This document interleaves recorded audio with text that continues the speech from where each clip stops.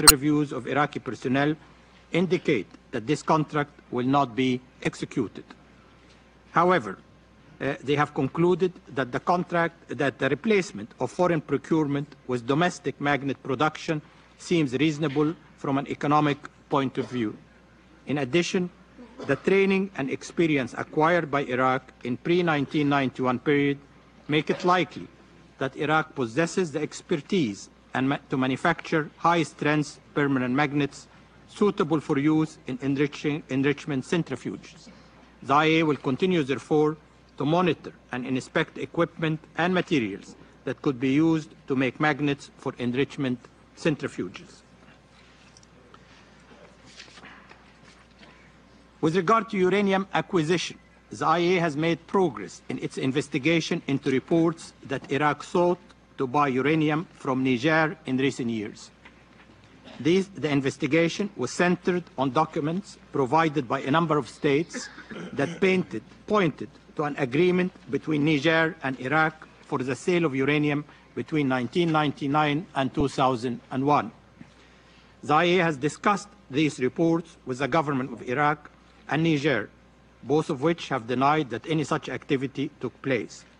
For its part, Iraq has provided the IAEA with a comprehensive explanation of its relations with Niger and has described a visit by an Iraqi official to a number of African countries, including Niger, in February 1999, which Iraq thought might have given rise to the reports.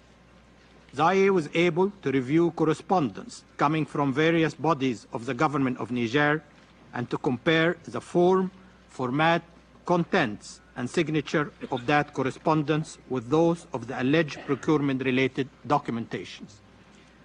Based on thorough analysis, the IAEA has concluded, with the concurrence of outside experts, that these documents, which form the basis for the reports of recent uranium transaction between Iraq and Niger, are in fact not authentic. We have therefore concluded that these specific allegations are unfounded. However, we will continue to follow up any additional evidence, if it emerges, relevant to efforts by Iraq to illicitly import nuclear material.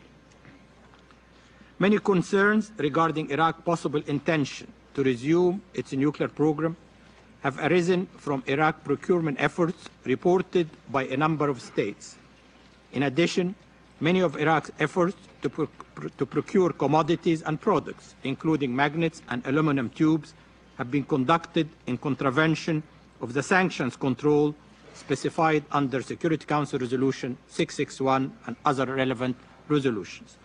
The issue of procurement efforts remains under thorough investigation, and further verification will be forthcoming.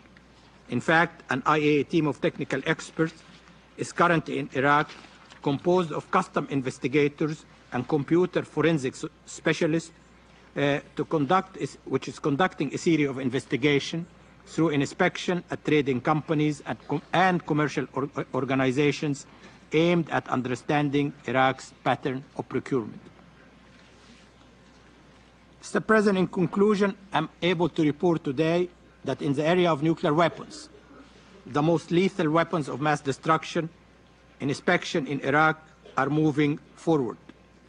Since the resumption of inspection a little over 3 months ago, and particularly during the 3 weeks since my last oral report to the Council, the IAEA has made important progress in identifying what nuclear-related capabilities remain in Iraq and in its assessment of whether Iraq has made any effort to revive its past nuclear program during the intervening 4 years since inspections were brought to a halt.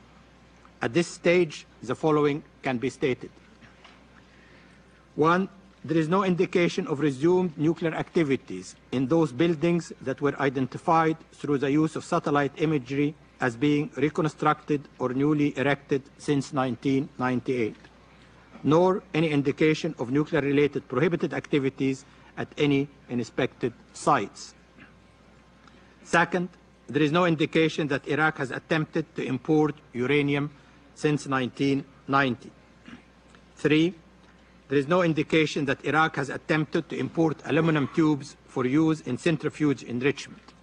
Moreover, Even had Iraq pursued such a plan, it would have encountered practical difficulties in manufacturing centrifuges out of the aluminum tubes in question.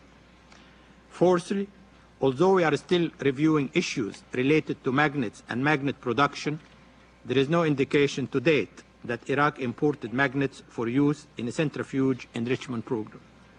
As I stated above, the IAEA will naturally continue further to scrutinize and investigate all of the above issues. After 3 months of intrusive inspections, we have to date found no evidence or plausible indication of the revival of a nuclear weapon program in Iraq. We intend to continue our inspection activities, making use of all the additional rights granted to us by Resolution 1441 and all additional tools that might be available to us, including reconnaissance platforms and all relevant technologies. We also hope to continue to receive from states actionable information relevant to our mandate. I should note that in the past 3 weeks, possibly as a result of ever-increasing pressure by the international community, Iraq has been forthcoming in its cooperation, particularly with regard to the conduct of private interviews and in making available evidence that could contribute to the resolution of matters of IAEA concern.